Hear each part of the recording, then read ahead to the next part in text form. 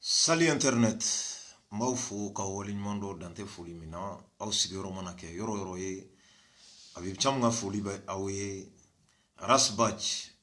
imperturbable incontournable o Mali ale ka foli bɛ aw bɛɛ lajɛlen ye. N balimaw n bɔra ka video kɛ bi komi aw yɛrɛ ɲɛ bɛ titiri la cogo min na bi cɛ dɔ de bɛ n bolo Mali ka family kɔnɔ n'a tɔgɔ ye ko Racine Anne Mali ka family kɔnɔ a ka kumakan dɔw bɛ n bolo ni y'u sɔrɔ donc n bɛ fɛ ka kuma o kan. N balimaw n y'a fɔ aw ɲɛna ne tɛ ɲina n tɛ sɛgɛn n t'a dabila. Argument contre argument, c'est-à-dire que explication dɔw don ka fɔ aw ɲɛna pour que aw bɛ se ka faamuya ka yira ka fɔ Malika a n'a ka famille ko fasojɔ karamɔgɔ jugu kɛlɛ anw nana ye k'a faamu k'a fɔ k'o tɛ. Donc balimaw o prévu an b'o bɔ k'o di aw ma aw yɛrɛ b'aw hakili jaka bɔ. Mali an bɛɛ lajɛlen ye maliyɛn de ye. Ne y'o de fɔ n bɛ segin a kan bi caman bɛ idéologie kɛlɛ de la hakilina kɛlɛ. Ne ni mɔgɔ tɛ ɲɔgɔn na ni mɔgɔ tɛ kɛlɛ la ko physiquement non loin de là. C'est que an bɛɛ lajɛlen ye maliyɛn de ye. Voilà mɔgɔ si tɛ mɔgɔ si ni maliyɛnya cɛ. Très clair. Bi mena do video kɔnɔ n balimakɛ dɔ bɛ yen n'o tɔgɔ ye ko Racine Anne. Ni ko Anne Mali la maa minnu bɛ dɔnni sira fɛ maa minnu bɛ silamɛya sira fɛ mɔgɔ dogolen tɛ.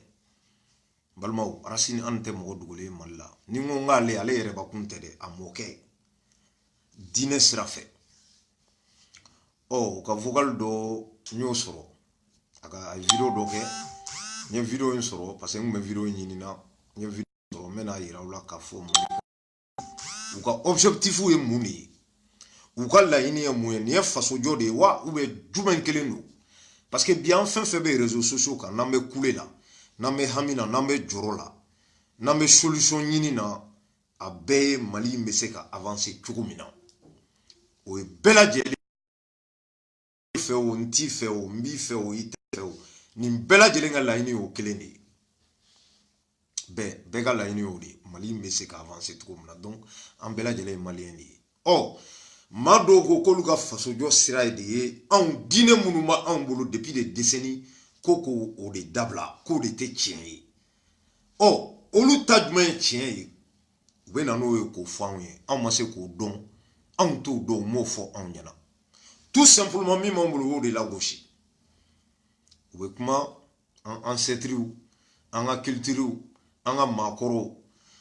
sauf que a bɛ da o ma explication wɛrɛ t'o kɔfɛ. Ne ko n ko ne ma sɔn n tɛ sɔn Cam tɛ sɔn a tɛ sɔn. Balimaw n bɛna bi nin video kɛ ni n tilala nin na videokɛla kirikaraw bɛ yan parce que ni ne kumana u bɛ sujet sɔrɔ olu bɛ video sigi o kan u bɛ ne ka video u b'a décortiquer c'est très bien parce que maa dɔw bɛ yanni diɲɛ wuli cɛ Cam da tɛ to olu tɔgɔ la olu bɛ yen olu bɛ video kɛ tout le temps u bɛ se ka video 100 kɛ tile kɔnɔ mais olu tɛ ne intéressé ne mago bɛ jɔ na Malika min nana n'a ko k'a b'a yira anw na k'a fɔ anw bɛ min na o tɛ tiɲɛ ye min b'ale da n'ale ye fɛn min miiri k'o de ye tiɲɛ Cam ko k'a ma sɔn Cam fɛnɛ bɛ na k'o de décortiquer aw ɲɛna balimaw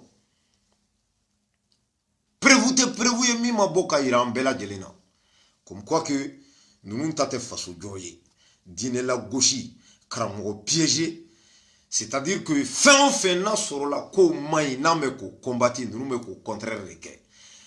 Cam b'a fɔ dɛ Mali ka famille y'i profiter CDR la de ka fanga sɔrɔ ka se k'u kumada sɔrɔ ka bɔ ka na ni idéologie wɛrɛ min ni anw t'a partager majorité CDR t'a partager Cam de y'a fɔ fo ni ye nanfigi ye dɛ. Lutter contre mauvaise gouvernance, ça ne veut pas dire que lutter contre l'islam au Mali. Aïe, on a quel tour. Arasa mon fou, on y en a de ne mon mère da. De pas quel est dans les phobies.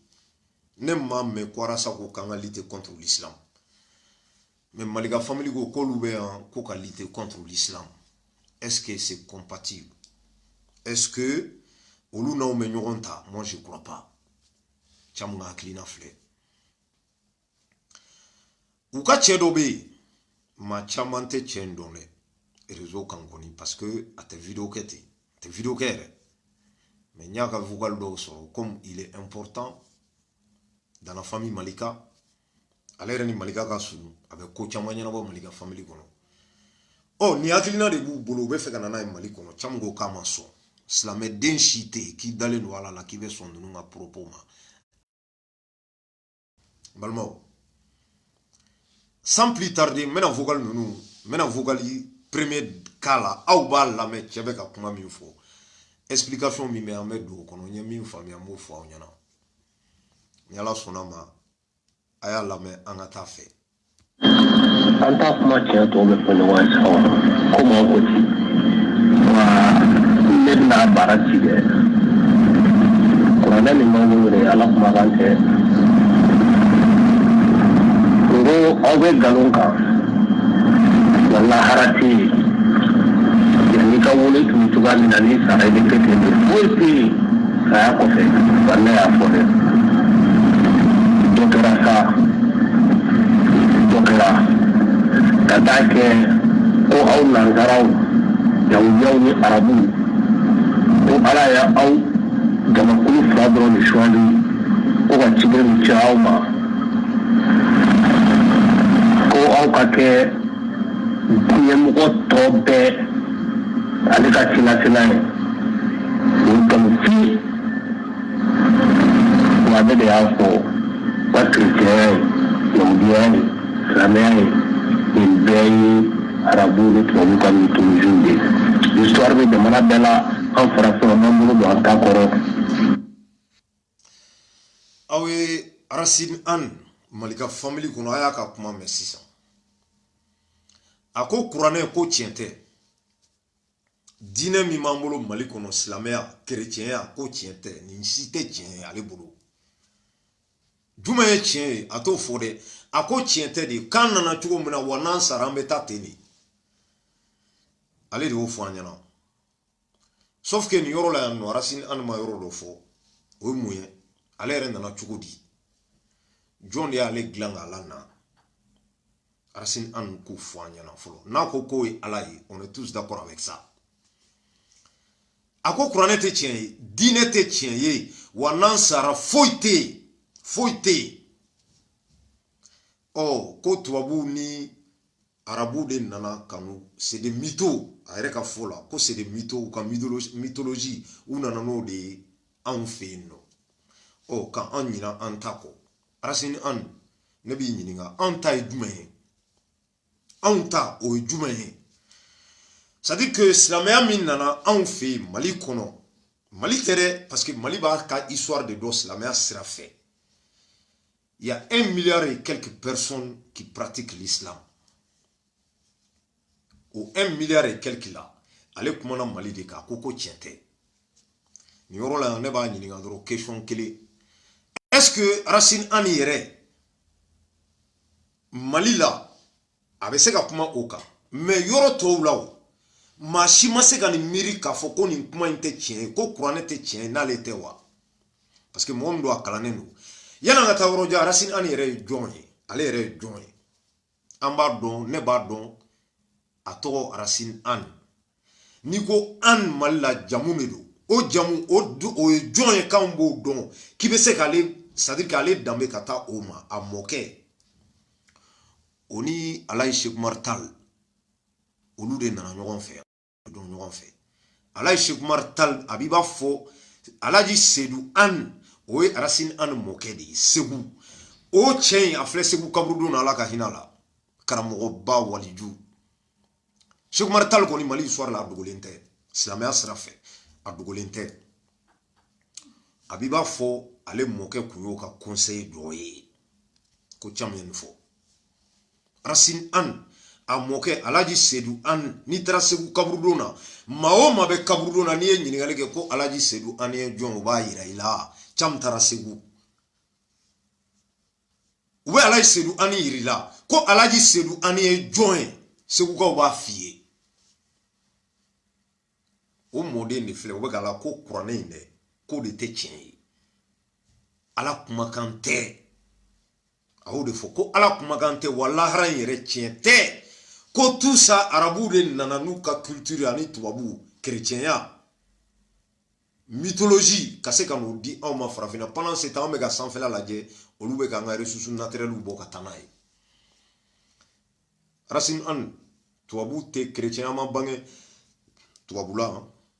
anw fɛ yan tubabula Europe jamana kan chrétien ma bange yan a ma bange yan olu fɛnɛ y'a adopté de i b'a fɔ anw ye silamɛya adopté cogo min na i bɛ kuma diinɛ kan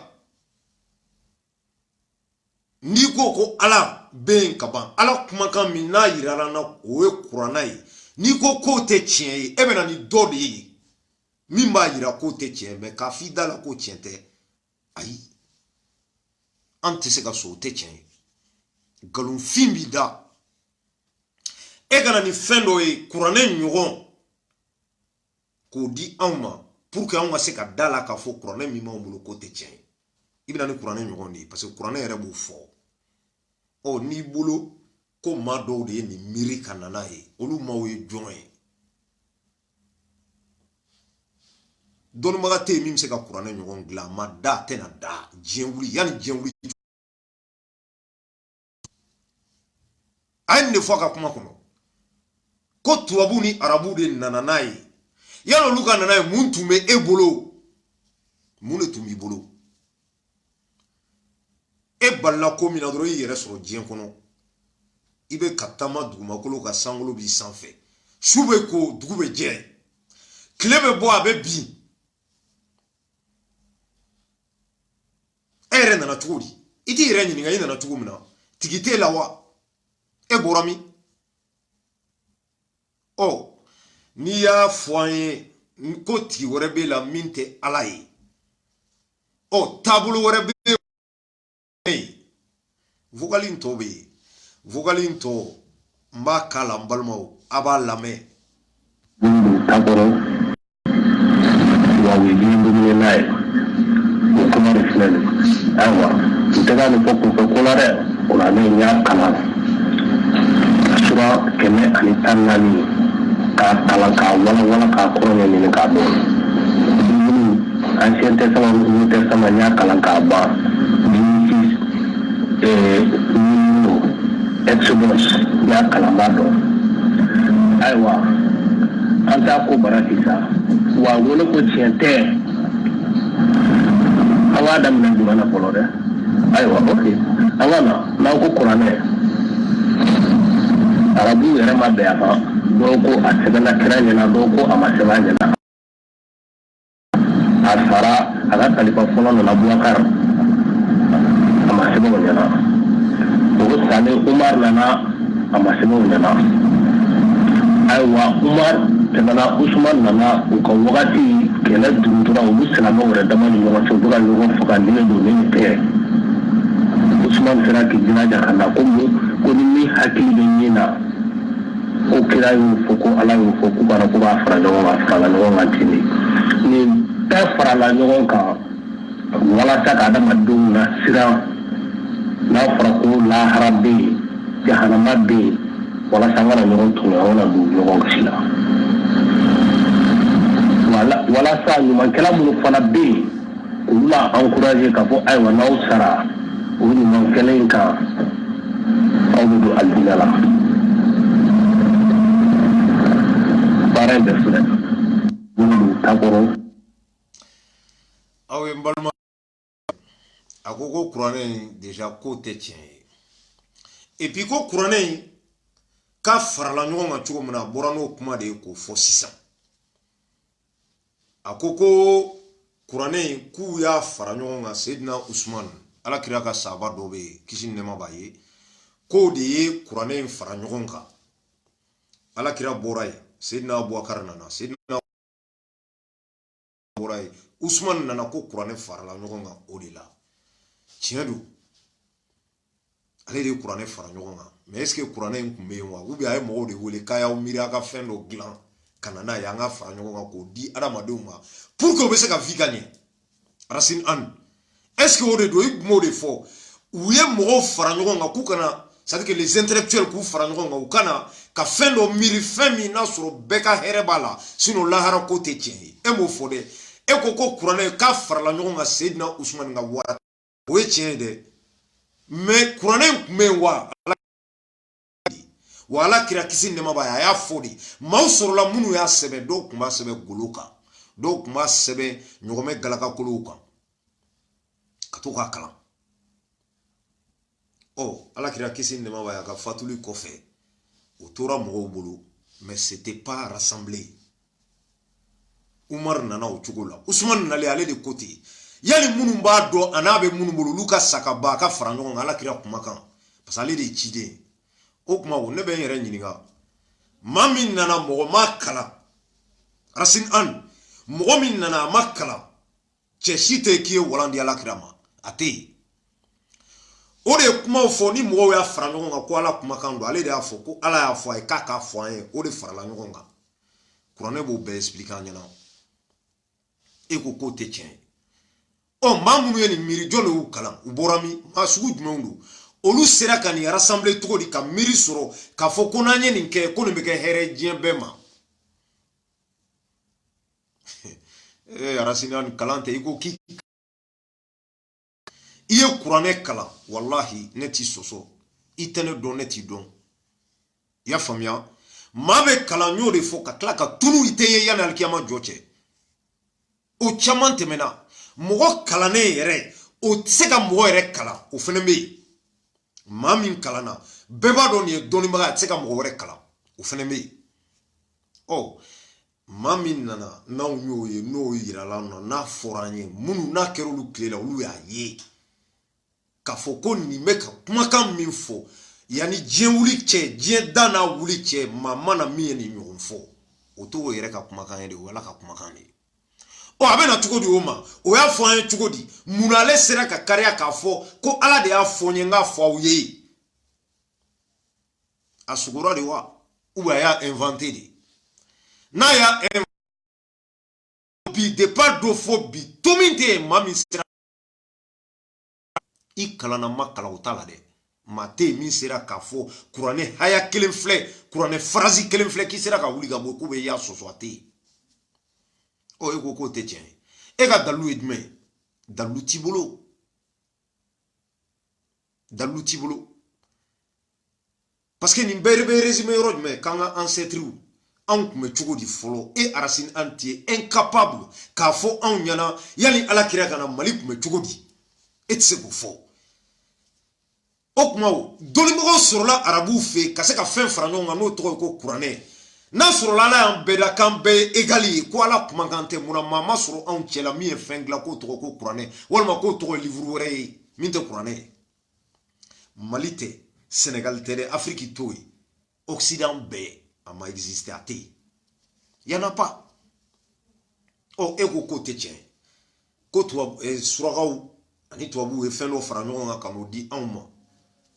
e ko k'i kalanna i ye testament ancien testament kalan ka laban ka kuranɛ kalan k'a fɛsɛfɛsɛ k'i y'a dɔn ko ni mɔgɔw ma da la k'e bɛ yan k'e b'a dɔn de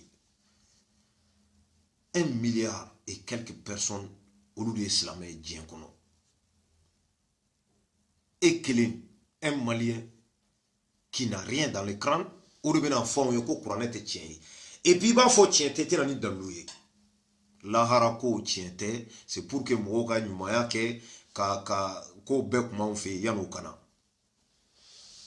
a sɛbɛnnen bɛ min e de y'a fɔ an ye k'a kun bɛ yan'an ka na yanni kuranɛ ka na k'a fɔ an ye k'an k'a kɛ e m'a fɔ an ye k'an k'a kɛ dɛ a sɛbɛnnen bɛ min a livre bɛ min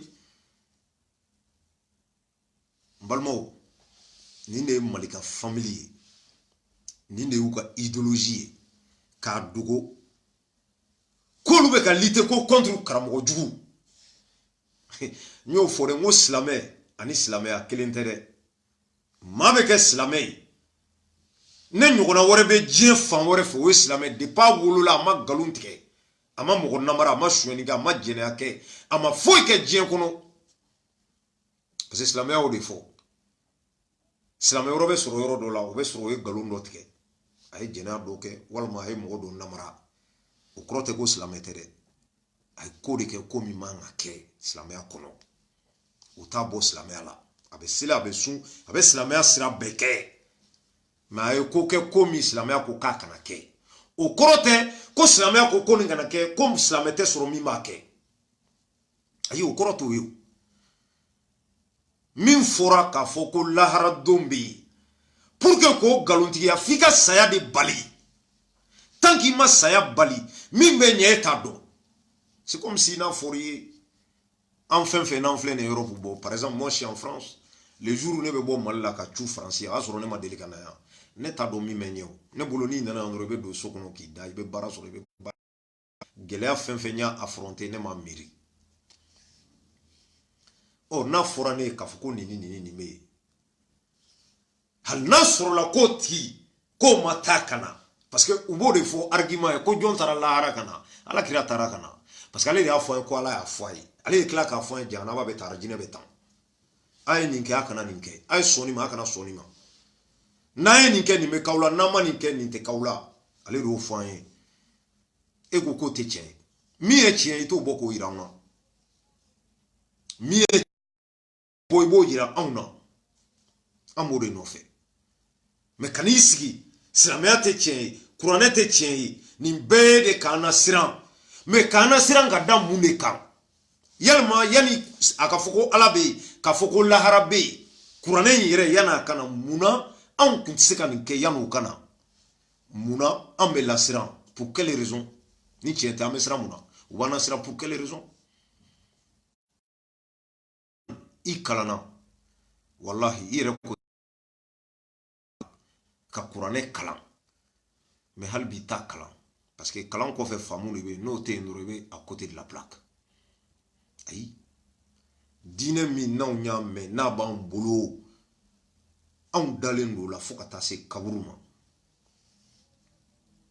cɛ o cɛ i ma taa lahara ka na an b'o mɔgɔ ye de ko karisa taara lahara ka na anw bi tile la fɛn min bɛ lahara ka n'o fɔ anw ɲɛna ɔ yan'o cɛ a fɔra ko fɛn min bɛ yen i b'i préparer k'o kɔnɔ de a kana k'i ma surprise ye ayi e sɔnna ko ala bɛ yen kaba baara banna n'a fɔra ye ko ala ko tan i b'o sɛgɛsɛgɛ de ala kumakan in k'a sɛgɛsɛgɛ a sɛgɛsɛgɛlen kɔfɛ fɛn min fɔra est-ce que ne hakili bɛ bɛn ou pas n'a ne hakili ma bɛn e Arasini Anne o ye e de ye i ni ɲɔgɔnna caman mais n'a ni ne hakili bɛnna e tɛ se ka ne hakili bɔ a kan dɛ parce que ne b'a dɔn ne m'an yɛrɛ da i tɛ se ka bali k'i yɛrɛ diɲɛ kɔnɔ ten k'an nana ten gratuitement o tɛ yen jɔn bɛ mun kɛ fu ten comme ça a b'a la ko min tɛ tiɲɛ u b'o fɔ an ye de k'a hakili la k'aw dara ten de ya k'aw bila ten min y'aw diya k'a kɛ yan non ayi c'est pas vrai ni ne ye Malika famille ye ni idéologie de b'u bolo u ka groupe kɔnɔ la dernière fois n y'u ka cɛ dɔ jouer min bɛ Bamakɔ cɛ bɛ ka dafalen bi ni ne bɔra n'i ye i b'i dafalen dɛ ayi ni cam kuma n'i ka k'i ka vidéo décortiquer e b'a dɔn fɛn min bɛ yen nin cɛ mɔkɛ billahi mɛn kali ala la ye nin cɛ n bɛ ka cɛ min ka kuma fɔ Arasini Anne Malika famille a mɔkɛ Segu ni n ko a mɔkɛ Alaji Seku Umaru Tall a n'o de ye kɛlɛ kɛ ka na fo Segu a sara ala ka hinɛ la a filɛ Segu kaburudon na hali bi n'i taara o b'a yir'i la Arasini Anne a mɔkɛ Seydou Alaji Seydou Anne u b'a wele ten o de ko kuranɛ in tɛ tiɲɛ ye k'a sɔrɔ ale mɔkɛ n'a k'i ma n ko taa i mago la Segu ka bɛɛ ɲininka maa o maa b'a dɔn tigitigi Alaji Seydou Anne ye jɔn ye n'a fɔra i ɲɛna n'a ko n ko diinɛ kan e b'a minɛ k'a kuru i bɛ sa n'a ye bilahi n'a ko n ko a tɛ wuli o den o de filɛ o mɔden de filɛ nin ye k'a fɔ yan ko silamɛya tɛ tiɲɛ ye lahara ko tiɲɛ tɛ jahanaba ni arijinɛ k'a bɛɛ nkalon vocal tɔw bɛ yen dɛ vocal tɔw bɛ yen an ka taa fɛ a chrétien dɔnnibagabaw bɛɛ b'a dɔn o don an ye pape Francis ye a bɛ k'a fɔ ko jahanama ko yɛrɛ tɛ yen u b'a dɔn sɔ mais mun don Afrique colonisation Afrique minɛni ka don u ɲɛna sira fɛ a daminɛna ni diinɛ sira de ye mais a dɔnnibagabaw bɛɛ b'a dɔn a chrétien dɔnnibagabaw bɛɛ b'a dɔn o don an ye pape Francis ye a bɛ k'a fɔ ko jahanama ko yɛrɛ tɛ yen u b'a dɔn sɔ mais mun don Afrique colonisation Afrique minani ka do u nyara sira fɛ Adam na ni dina sira de tubabu ye catholique de bila ka taa arabu ye missionnaire bila ka taa ka kuranaw ni bibiliw d'a ma an bɛ ka ala lajɛ sanfɛ u y'an ka dugumakolo minɛ an bɛ suɲɛ an ka sanu an ka pétrole y'an bɛ ta ka taa n'a ye hali sini anw b'o cogo de la hali sini africain de bɛ kasi hali sini farafin de bɛ ɲɔgɔn faga la tubabu ni arabu ka ala nɔfɛ n b'a fɔ ala tɛ yen dɛ an bɛ yan kun dɔ de y'an bila yan. A ko k'a ma fɔ ko ala tɛ yen dɛ ko kun dɔ de y'an bila yan i t'o kun fɔ an ye i tun b'o de développer i ka vidéo kɔnɔ. Racine Anne kun min y'an se yan diɲɛ in kɔnɔ yan dɛ o kun fɔ an ye bani parce que e ko kuranɛ min tɛ tiɲɛ o kuranɛ kelen de y'a fɔ an ye ala k'ale m'an da foyi kama an ka bato in ye jumɛn de ye a ye min fɔ an ka taa i b'i ten turu de ka sujuru bi ala ye. Racine Anne ko papu ani surakaw u nana tan bɛ k'an kunja ka ala ɲini u bɛ k'an ka ressources naturelles bɔ ko ka taa n'a ye Afrique a bɛ ka kuma Afrique de kan sauf que Racine Anne silamɛya tɛ Afrique dɔrɔn a bɛ Moyen-Orient a bɛ Asie a bɛ Europe silamɛya bɛ fan bɛɛ diɲɛ kɔnɔ o ressources naturelles t'olu bolo olu ta bɔ wa i ye chrétien min fɔ ko tiɲɛ chrétien bɛ Faransi jɔn de nana Faransi ka ressources naturelles bɔ jɔn taara Irisila ta bɔ jɔn taara Amérique ta bɔ n'u yɛrɛ tɛ chrétien faso ye Amérique ye e bɛ Amérique ye Amérique kɛ i b'a dɔn cɔ min bɛ yen e bɛna fɔ ko wa k'u taara Afrique pour k'anw nɛgɛ anw k'an kun jan sanfɛ ka ala lajɛ pendant ce temps u bɛ k'an ka ressources naturelles bɔ silamɛya sera anw fɛ yen waati jumɛn silamɛya tɛ Afrique fan bɛɛ o non Afrique de l'Ouest silamɛya ka bon ni Afrique tɔw ye oui 100 ans après l'islam a cunna Mali kɔnɔ e Racine Anne e b'o dɔn e mɔkɛ ye kɛlɛ kɛ ka silamɛya propager Mali fɛ avec Alhaji Seku Umaru Tall ne y'i kanto ko u nana ala ko fɔ an ye nin bɛɛ ye nkalon de ye pour que k'anw nɛgɛ an bɛ k'an ɲɛsin ko ala lahara ko tiɲɛ tɛ n'an sara foyi tɛ yen k'u bɛ k'an ka ressources naturelles bɔ dɛ mais i ko chrétien min fɛnɛ tɛ tiɲɛ a sera États-Unis a sera France Italie Espagne o chrétien bɛ yen ressources naturelles ça bɔra wa c'est-à-dire que fɛrɛ t'aw kɔnɔ solution t'aw bolo vous êtes incapable ka maliyɛn denw sago k'u ye i bɛ nin kuma sugu de mɛn e bɛ nin kuma sugu de mɛn mais ne bolo Racine Anne nin ka nɔgɔn pourquoi e b'i dogo ka nin kuma fɔ i tɛ fɛ a ka bɔ kɛnɛ ma pour quelle raison ne bɛ fɛ k'o de dɔn n'a sɔrɔ e bɛ ka min fɔ e dalen dɔ la ko tiɲɛ don taa Mali kɔnɔ i ka bɔ radio so la i ka fɔ bien o de to anw ko ten anw ka liti CDR c'est lutter contre mauvaise gouvernance Mohamed Youssouf Bathily Ras Bath ala ka nɔgɔya k'a ye bi ale de nana fɛn min bɛ jamana kɔnɔdenw bɔ fili la fɛn min bɛ jamana kɔnɔdenw lafiya ale de nana n'o ye k'an k'o kɛ n'an y'o kɛ an bɛ lafiya sɔrɔ an bɛ hɛrɛ sɔrɔ an mago min na an b'a sɔrɔ ni min ye silamɛ ye silamɛya kɛ n'i tɛ silamɛya ye a to yen mais min ye silamɛya ye e tɛ se k'a fɔ k'e b'o bɔ a ka silamɛya kɔnɔ Arasa da ma deli ka t'o la aw minnu ye jɔsɔn a ye jɔsɔn dabila aw minnu n'aw chrétien a ye chrétien dabila ayi o de to anw bɛ CDR de la liti yɛrɛ vrai bilahi CDR de don Mali kɔnɔ bi CDR o de bɛ ka lutter pour le peuple malien aw bɛ ka lutter mun de kɔsɔn caméra san bogotigininw labɛn mɔgɔw piéger k'u chanter derrière aw b'aw enrichir pendant ce temps a bɛ ka nin message sugu de véhiculer n y'o de fɔ Malika famille a maa o maa bɛɛ kalannen don diinɛ la a tila bɛɛ sauf que kalan kɔfɛ faamu tɛ yen ni i tɛ yeli kɛ fo ka diɲɛ wuli i bɛ ka silamɛya min na gosi silamɛya de nana n'o hɛrɛ ye fɛn fɛn bɛ yen n'a ma ɲi adamaden ma silamɛya y'o de banni ka bɔ diɲɛ kɔnɔ silamɛya y'o de interdit fɛn fɛn ma ɲi adamaden ma bilahi silamɛya y'o de interdit sinon e b'i ban ka ala bato a tɔɔrɔ jumɛn bɛ se ala ma i b'i ban ka seli a tɔɔrɔ jumɛn bɛ se ala ma n'i ma sun i bɛ ka mɔgɔw tɔɲɔ o bɛ se ala de ma wa tonyo ibe ka kemina torobe sodima ala ko di dabla o na ma dabla ne binane ka ne be nyinga ya Racine Anne ebe ka musomanu munu piéger blakata na vokalu e ka mo chanter ka wara mine ko kiti betike mini ni lahara côté tien légalité ça veut dire qu'anga ke kele obemi sharaka temani nyon cha bemi ne ma mine dien ngono parce que bomaki kalama ab kiti betike donme ongo ngo lahara doyi ni duku maula ite duku alala billahi sinon ala de edungo ke dalelo ala ko ala bene comme ko islamia de te tien qur'an te tien makante oh ni ko ala makante ala miyaunda dobe ka dotonyo ala dunte na jiginga na critique kribetike kan oh ni bogara min kalama société bo critique no état ni bomake min kalama o kribetike mi ne ka tien be jan do nyme do bina ne ka do ne ka wara nyanga mi ka tunu ngata sara o kribetike mi no do ibe daga iba daga mo Racine Anne ta walanta ibe kalani chamye piu parce que ibino fo ni bene jabi ki kalani no katemene ka ye fembe kala ibe anglais me ibe to kan me ibe arab kan me ibe kan be me jien kono ayi au côté e min kala yalma e a famua ne aglima menede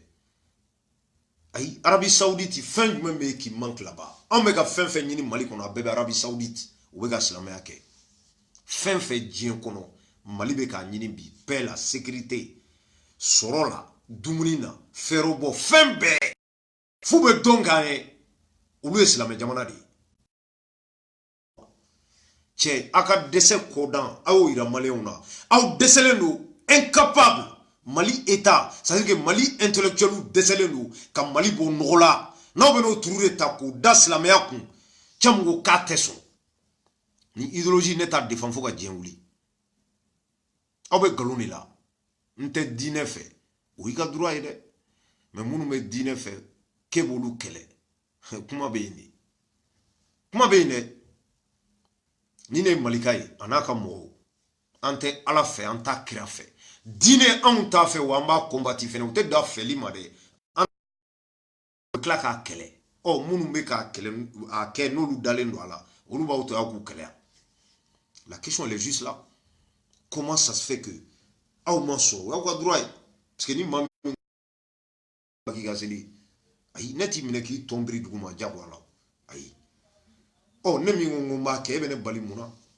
ni ene bali o kiti betkemi naga kan mana kan malika family foi ta koro eskuro ya bingani mana kan o de ba kono c'est-à-dire que mando de keme ku yere farangonga ko faso ali gonte ay aw gani idulu ba do foka jenwuli yani la haratache ali kanim vocali ka jouer Mali radio sula kololo mimba la ni degu mimba la foka o s'attaquer chamma foko mate mingi nyore fo ni islamia ni islamia confondro yaje parce que mado be o doni mata roja o le exemple di islamia de islamia reconnu vraiment c'est pas la peine mo do fle almamin do eninke almamin to aborami e nyone do sauf que akalana di abana on est tout à kala nyonge du ina bebe ke égalité que ne o dame kata islamia ma ti a tort. C'est comme malien do kana mo fa français aka ko malien mo fa la ebe so ma ite so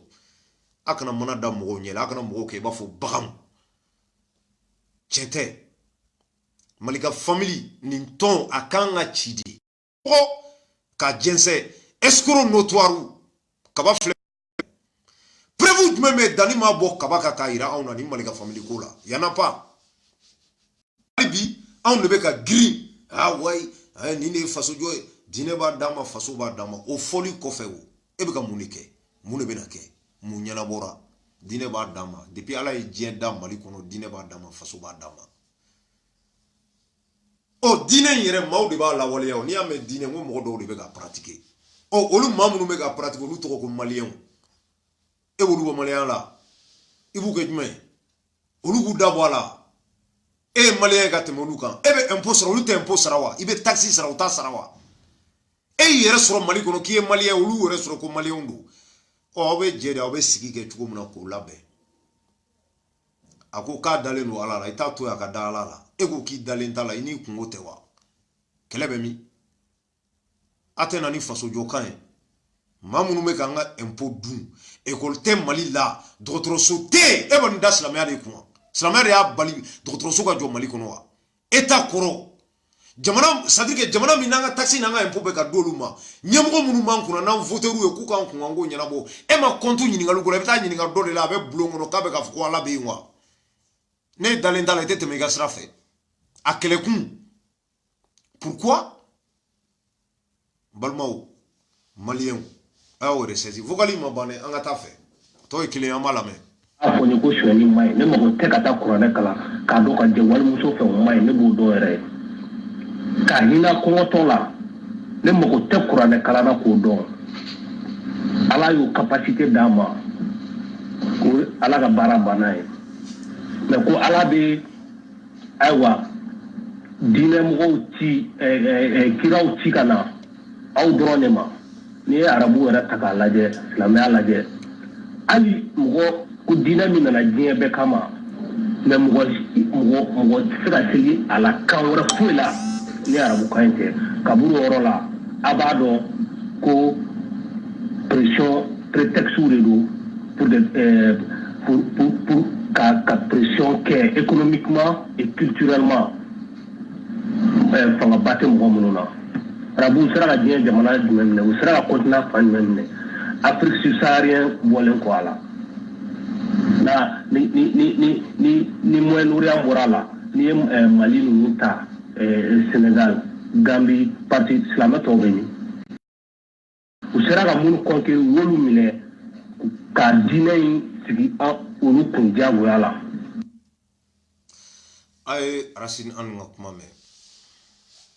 discours banna parce que n'i y'a jate minɛ ale ye mun de fɔ yan sisan ayi kanto k'u taara silamɛya jago sigi dɔw kun ko sinon k'a tɛ yɔrɔ si k'a b'anw de fɛ subsaharienne Afrique subsaharienne na u nana ka na n'a ye anw de fɛ yen ɔ donc silamɛ minnu tɔw bɛ yɔrɔ wɛrɛw la olu sera yan cogo di faransi yan bi misiri min bɛ faransi a ka ca dɛ église yɛrɛ bɛ ka fermer hali église dɔw bɛ mɔgɔ bɛ taa seli yen Amérique bɛ ten misiri bɛ Amérique a bɛ faransi a bɛ Europe fan bɛɛ u ma taa muru ta ka don maa si kan fɛn dɔ de bɛ ka yir'i la e yɛrɛ b'a dɔn cɔ ko nin ye tiɲɛ ye o tɔgɔ ko ala ko silamɛya nkalon kisɛ kelen t'a la e de bɛ se k'i hakilina fɔ ka don a la e de bɛ se ka interpréter autrement mais fɛn min tɔgɔ ko kuranɛ depuis diɲɛ dara cɛ tɛ yen k'i y'a sɔsɔ a tɛ yen e ɲɔgɔn caman san 1000 ani san 400 ni kɔ e hakilila k'e ɲɔgɔn ma na wa walima silamɛya bɛ na don min na e ɲɔgɔn kun tɛ yen wa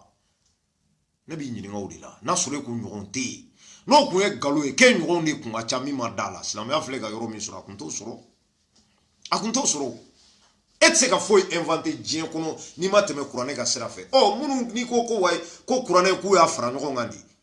c'est à dire que u y'a labɛn de ka na n'a ye bɛnkan de don o bɛnkan minnu y'o inspiré olu ye jɔn ye alaw de don wa i b'o fɔ an ye dɛ ni alaw tɛ olu sera ka nin kɛ diɲɛ min kɔnɔ maa min bɛ diɲɛ kɔnɔ bi o ka ca ni fɔlɔ ta ye olu sera ka mun de dilan ka tɛmɛ kuranɛ kan livre la diɲɛ kɔnɔ a tɛ yen balimaw ninnu ka technique an b'u dɔn a maa caman bɛ yen a kelen tɛ Racine ni kelen tɛ dɛ a mɔgɔ caman de bɛ yen minnu n'u kalanna fo ka tila ka laban ka fili kɔfɛ u bɛ na u bɛ maa tɔw la fili ka fara u yɛrɛ kan dɔnni kɔfɛ n'i ma faamu sɔrɔ dɔrɔn i bɛ maaw fili ka fara i yɛrɛ kan a laban ye jumɛn ye walahi jahanaba don ni cɛw cɛw nɛgɛ ko ala ko bɛ yen ko mɛ ko jahanaba tɛ arijinɛ tɛ n'i sara k'a banna ko parce que i nana cogo min na i bɛ segin ka taa ten i b'a ɲininka de quoi est-ce que solution bɛ yen i kana sa n'i ma se k'o dalilu sɔrɔ dɔrɔn sɔn k'a fɔ saya de b'a to e b'a dɔn ko lahara ko ɲɛ tiɲɛ ye parce que kuranɛ kelen y'a fɔ k'i bɛ sa i tɛ na bilen dɛ bilahi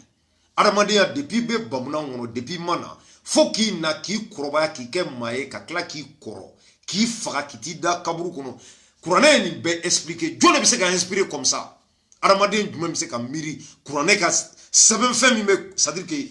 Qur'an mi mambolo mi ma kono ko ala ya fo Dieu ne be Aramaden na ki se ka inspirer comme ça y en a pas bilahate e nana e ko de te tien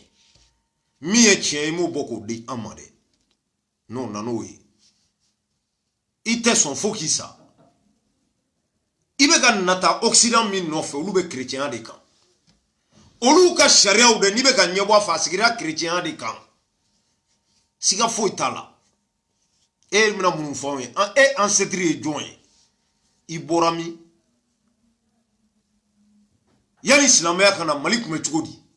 ito fo o lahara ko te tien nan sara bana metami non Racine an c'est-à-dire nimbe kuma kofe eki sigi ki miri ere afo ko alabe ni alabe ala o datenia kuna usara fo itala fo iteke no de fo 600 nebe tonyo dogola bomaka kalama mata tribunal la ega jurube sarami ko slame una doro ko pour que mogoka na binyonga Kuranete na foale akana se wala muso ma le kumbo don e o don tokodi jon fie mi an fie kale kumbo do yani Kurane kana ya don tokodi do de afoy do re do fa borami non amega kuma islamia de ka islamia c'est récent par rapport aux religions toula mais dinete mi mo tonyo shmeni bingani galontige dakate adinete iba fo ko adamadiya mu e walla be na soro ko adamadiya ere dinedi adamadiya balmo ni ne malika family video inta janya quoi c'est juste pour ka bodron ka fawnyana comme quoi que malika family ou sigile no mune ka hakilina jume escroquerie prévu bora ka ira wala ni bora na ya kacha achama Musomanu me bla ka caméra do la ka ta kramo piéger derrière ka tout chanter ka waru mine ka kuku kele flana ube ga idéologie mi kuba propager Mali kono ni ne do ka dine la gauche islamia te tien Qur'an te tien na usara bana fe au jadien kuna yake tant que imam mogo tonyo abebe kana se wala muso madro mais Racine an ibe bogotini mi mine ka jena kala abe aketo mbalmaw ibe jena kala abe ke wala muso di do de bena na fu o do be sama do mi no bae ka foka ma soroso ateni soja ere ache e jena ke wala muso do re muso shite côté wala muso ya te yana pas galon fimbi bulu d'accord attends ma tiens to be fone wa sawa comment on dit wa lebna barati de Qur'an mi mawolo ne ala kuma gante ngo obe galonka walla harati yani ka wole tu tuga mina ni sarai de ketende foiti saya ko fe walla ya fore dokera katake ko au nangarau yahudiyaw ni arabu ko ala ya au jamakulu fadro ni shwali ko ka chide ni chauma ko au kake alika chila o galufi wa de afo kwa chrétien yahudien islamien in beye arabu ni tubabu ka mythologie l'histoire be jamana bela en français mambulu do takoro bulu takoro wa we diandu minenai o kuma de flene aywa ntega ni pokko ko kolare kuna ne nya kala sura keme ani tanani ka kala ka wala ka korone ni ka do bibulu Ancien Testament, Nouveau Testament, il y a Kalankaba, Genesis, numéro Exodus, il y a Kalambado. Aïwa, en tant que Barakisa, wa wala ko tiente anga dam na jumana polo de aywa okay anga na ko qur'ane arabu yara ma be afa do ko asebana kiranya na do ko amasebanya na ambado amasebanya na asara aga kalifa folo na Abubakar amasebanya na o sale Umar nana amasebanya na aywa Umar tɛmɛna Usman nana u ka wagati kɛlɛ dugutora olu silamɛw yɛrɛ dama ni ɲɔgɔn cɛ u bɛ ka ɲɔgɔn faga ni ne don ne ni tɛ Usman sera k'i jilaja ka na ko ni min hakili bɛ min na ko kira y'o fɔ ko Ala y'o fɔ k'u kana ko k'a fara ɲɔgɔn kan farala ɲɔgɔn kan ten de nin bɛɛ farala ɲɔgɔn kan walasa ka adamadenw na siran n'a fɔra ko lahara bɛ yen jahanama bɛ yen walasa an kana ɲɔgɔn tɔɲɔ an kana don ɲɔgɔn gasi la walasa ɲumankɛla minnu fana bɛ yen olu la encouragé k'a fɔ ayiwa n'aw sara o ɲumankɛla in kan aw bɛ don alijinɛ la baara in bɛ filɛ aw bɛɛ b'a dɔn a chrétien dɔnnibagabaw bɛɛ b'a dɔn o don an ye pape Francis ye a bɛ k'a fɔ ko jahanama ko yɛrɛ tɛ yen u b'a dɔn cɔ mais mun don Afrique colonisation Afrique minɛni ka don u ɲɛna sira fɛ a daminɛna ni diinɛ sira de diinɛ a dɔnnibagabaw bɛɛ b'a dɔn a chrétien dɔnnibagabaw bɛɛ b'a dɔn o don an ye pape Francis ye a bɛ k'a fɔ ko jahanama ko yɛrɛ tɛ yen u b'a dɔn cɔ mais mun don Afrique colonisation Afrique minɛni ka don u ɲɛna sira fɛ a daminɛna ni diinɛ sira de tubabu ye katolikiw de bila ka taa arabu ye missionnaires bila ka taa ka kuranɛw ni bibiliw d'a ma an bɛ ka Ala lajɛ sanfɛ u y'an ka dugumakolo minɛ an bɛɛ suɲɛ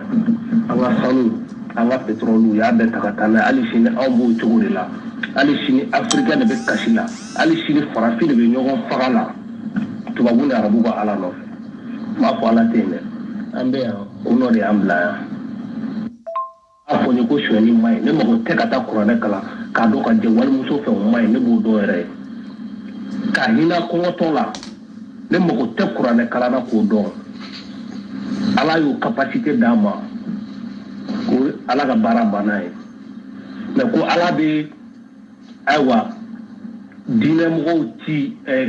kiraw ci ka na aw dɔrɔn de ma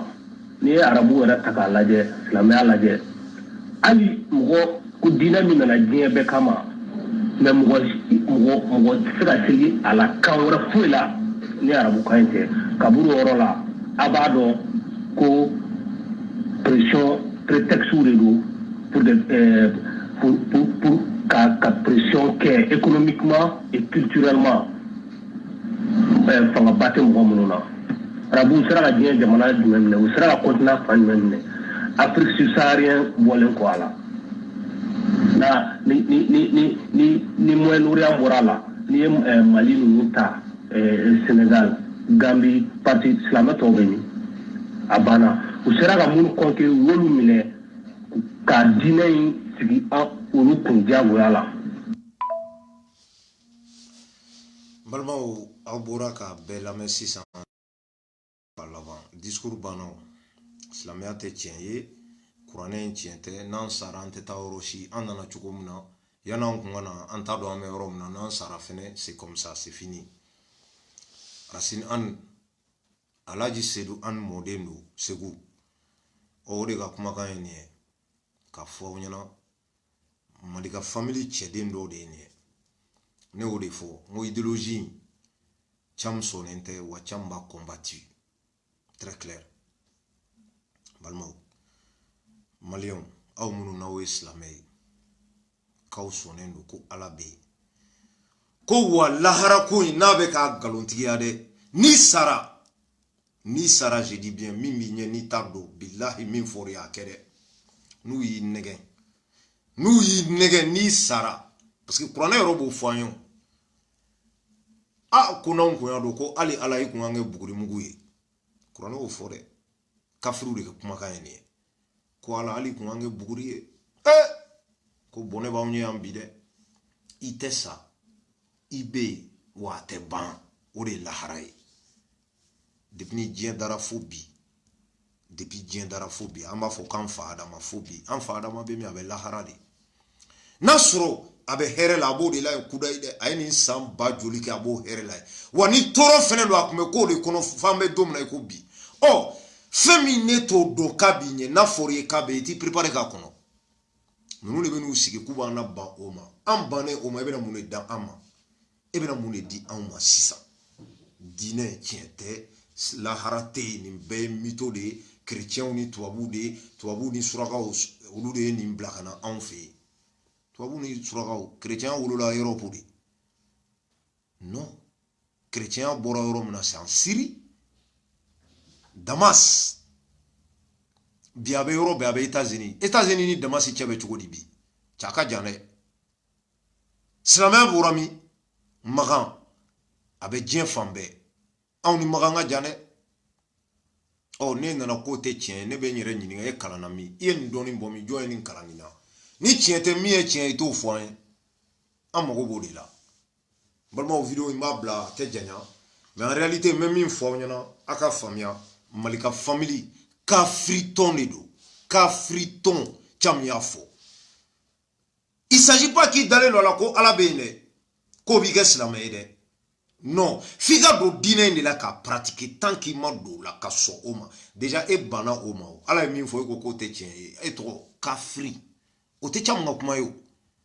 a tɛ fɔ mɔgɔ ma kafiri non maa maa bɛ seli t'a fɔ a tigi ma ko kafiri mais mɔgɔ mɔgɔ tɛ seli a tɔgɔ kafirifin kiriri kafirifin ninnu de bɛ ka nin idéologie in labɛn k'olu bɛ faso jɔ i bɛ faso jɔ ni nin de ye wa Mali kɔnɔ aw ni ala ni kira cɛ maa dɔw t'u yɛrɛ kalama dɔw bɛ vraiment olu hinɛ bɛ ne la n bɛ dugawu k'u ye mais maa dɔw bɛ olu kɛmɛ ka tugu ni ne ko wa ko faso jɔ faso jumɛn i b'a jɔ ni dalilu jumɛn ni mun ye an t'an ɲɛ yɛlɛ maliyɛnw don o don anw de bɛ juru bɛ don an kan na k'an sama yɔrɔ min ka d'u ye u bɛ taa n'an ye pendant ce temps ninnu bɛ k'u enrichi u bɛ ka taa entreprise dayɛlɛ kaba filɛ nin ye Mali la yen nɔ entreprise dayɛlɛ kaba vision pourquoi kizew dayɛlɛlen don caméraw bɛ ka san ka mun de k'o la télévision so de b'aw bolo wa ka taa mɔgɔw piéger ka t'u u chanter derrière ko kuma kana fɔ k'aw bɛ faso jɔ la ne b'a fɔ piyan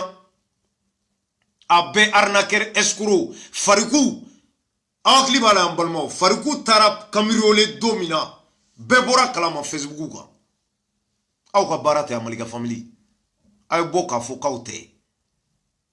cɛ aw b'aw dogo ka c'est à dire que i b'a dɔn wa aw bɛ minɛ de o siga t'a la a janya n'a surunyana aw bɛ minɛ de aw ka ko de banna anw tɛna sɔn bilen aw bɛ ka min véhiculer aw profiter CDR la de caman tɛ sɔn depuis nana n ko ma sɔn tɛ sɔn bilayi cɛ tɛ yen ko n y'a dogo i la ko Malika family ka taabolo ko caman sɔnna ma a tɛ yen tiɲɛ tɛ donc balimaw nin vidéo de kun don ka bɔ ka kɛ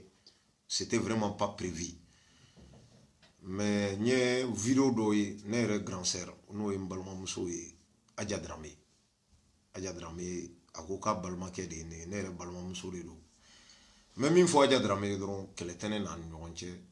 jamais ne bɛna n sigi ko n bɛ vidéo dɔw sigi muso dɔw kan hali n'i ye cam fa n'a ba neni burujali tɛ fɛn fɛn i jɛ a fɔ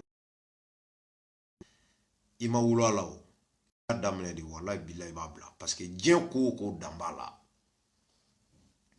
Aja Dramé ko ne bɛ vidéo kɛ mobili kɔnɔ ko ne garadi ka bon o ma k'ale balimakɛ de ye ne ye ko n kana vidéo kɛ mobili kɔnɔ donc ko n k'o dabila quoi k'o man ɲi bon mais min fɔ Aja Dramé ye dɔrɔn tout simplement il s'agit pas ka caman y'i ɲɛ la vidéo kɔnɔ ta komi aw ɲɛ bɛ ne la maa dɔw bɛ vidéo kɛ olu yelen tɛ caman yɛrɛ o man di caman ye o de y'a to caman y'a yɛrɛ yira ni ne ko n bɛ vidéo kɛ so kɔnɔ denmisɛnninw bɛ yen nɔ u bɛ mankan ni fɛnw ci aw dun mago tɛ ka denmisɛnninw ka kule ni fɛnw na papa donna ta bɔra ta aw mago t'o la aw mago bɛ mun na mankan min fɔ o de b'aw intéressé o mana fɔ hali dibi la aw b'o de lamɛn mais Aja Dramé e ye nin fɔ ne ɲɛna merci mais en tout cas e tugulen don maa dɔ ko tɔgɔ ko Malika cɛ tɛ yen k'i b'a dɔn aw cɛ la dɛ Malika dalen tɛ Aja Dramé la a y'a dogo i la i t'a dɔn i tɛna n'a dɔn fo ni caman ninnu ka baara y'a labɔ k'a yira u la ni ala sɔnna b'a y'aw ɲɛkisɛ la Guzno i bɛ ka tugu Guzno min kɔ n'u b'a wele ko Malika Usman Diko n'a tɔgɔ ko Guzno ne tugulen don a kɔ a dogolen de don e tugura kɔ a kumakan de kɔsɔn i ma deli k'a ye a tɛ hali vocal bila i ma a bɛ sɛbɛnni de k'i ma maa wɛrɛ b'a kalan ka f'i ye ɔ e tugura o kumakan kɔ ne ko ne kana vidéo kɛ dibi la cohérence bɛ min non ne grand sœur do mɔgɔ grand sœur kan k'i ladi mais sauf que ni yɔrɔnin a ɲinana o kɔ quoi an b'a rappeler o la c'est pas grave kɛlɛ tɛ ne n'a cɛ clash tɛ foyi k'a fɔ a ye dɔrɔn a bɛ min nɔfɛ a yɛrɛ ma deli k'o y'a ɲɛ la e y'i ka vie bɛɛ ta k'a d'o ma i yɛrɛ ko ten ko n'i sara ko k'i tiɲɛ di Malika ma ɔ e ma deli ka mɔgɔ min ye ko k'i tiɲɛ d'o ma ni ne fɛnɛ b'i ladi n b'a fɔ n k'i sigi k'i miiri dɔɔni Malika ye jɔn i t'a dɔn zone do fana do namaratɔ do o dɔɔni tɛ la e kɛra a fɛ dɔrɔn a banna fɛn fɛn bɛ fɔ e mago t'o la n balimamuso Aja Darame n fɛnɛ bɛ adresse la nin yɔrɔ la komi i y'a fɔ i ka vidéo de kɔnɔ ko Thiam kana vidéo kɛ tan i ye n ladi quoi bon o y'i ka conseil ye ne fɛnɛ bɛ conseil min d'i ma i yɛrɛ ta maa si tɛ maa si diyagoya ka tugu mɔgɔ kɔ i ka choix personnel de don et moi je respecte ça mais ni ne ko n b'i ladi n b'o de f'i ye parce que i bɛ tɔn min kɔnɔ i t'a tiɲɛ dɔn tiɲɛ in bɛ ka fɔ i bannen don a ma mais don dɔ i bɛna fɔ ko Thiam ye nin fɔ dɛ depuis n furadama a bɛ ka fɔ ko Thiam tɛ Malika famille fɛ u yɛrɛ b'a kun tɛ en tant que malien ou bien adamaden non c'est parce que u bɛ ka idée min propager ka idée min vraiment défend Thiam banna o de la wa Thiam b'a combattre c'est cela balimaw dɔw wɛrɛ tɛ juguya tɛ foyi tɛ ɔ Aja Darame i b'i fɔ Malika ye k'a k'a yɛrɛ yirila ten dɔ kɛra e yɛrɛ sɛgɛnna a nɔfɛ i bɛna fɔ k'i mago tɛ k'a ye ɔ Thiam fɛnɛ mago tɛ u ka Thiam ye Thiam kumakan ça suffit maa minnu tulo bɛ na olu y'a mɛn vidéo dernier min ni n y'a kɛ mɔgɔw ye mɛn u y'a dɔn n ye min fɔ n bɛ ka kuma min fɔ o de y'u intéressé ka tɛmɛ Thiam yɛrɛ bakun kan Thiam dɔnnen don n'i ko Habib Thiam sur les réseaux sociaux un malien Habib Thiam ah mɔgɔ caman bɛ u bɛ sɔn k'i ɲininka ko min bɛ vidéo kɛ n'a bɛ Arazan nɔfɛ yan ça c'est clair mais n'i ko Malika Thiam de b'a dɔn Usman Diko Guzno hali sisan ɲɛ bɛ n bɛ ka kuma o fɛ a b'i b'a fɔ k'a photo jɔlen filɛ ɲɛkɔrɔ cɛ tɛ se k'a sɔsɔ o bilahi Malika famille mɔgɔ dɔ ka bɔ ko Usman Diko Guzno k'o tɛ Malika ye a tɛ yen mais i bɛna bɔ k'i di malien denw ma i kunpa bɛ minnu na i kunpa tɛ Thiam na dɛ Thiam t'a ɲini k'i ye yɛrɛ mais i bɛna bɔ de k'i yɛrɛ ye den qualité sugu min ye Malika k'a fɔ k'i bɛ baara min na anw sɔnnen t'a ma wa an b'i combattre f'i k'a bila wa hali sini ni démissionnaire k'i ka tɔn ci ka na an bɛ jɛ ka faso in jɔ parce que i ye malien de ye très clair